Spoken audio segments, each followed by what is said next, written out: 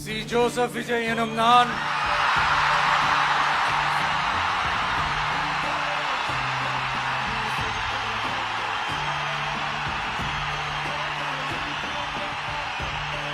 சட்டப்படி அமைக்கப்பெற்ற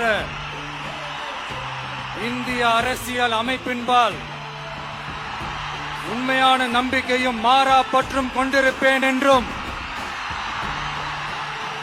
இந்திய நாட்டின் ஒப்பில்லாத முழு முதல் ஆட்சியையும் ஒருமையையும் நிலை நிறுத்துவேன் என்றும்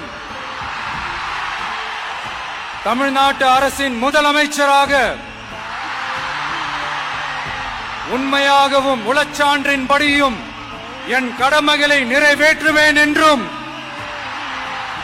அரசியல் அமைப்பிற்கும் சட்டத்திற்கும் இணங்க அச்சமும் ஒருதலை சார்பும் இன்றி விருப்பு வெறுப்பை விலக்கி பலதரப்பட்ட மக்கள் அனைவருக்கும் நேர்மையானதை செய்வேன் என்றும் ஆண்டவன் மீது ஆணையிட்டு உறுதிமொழிகிறேன்.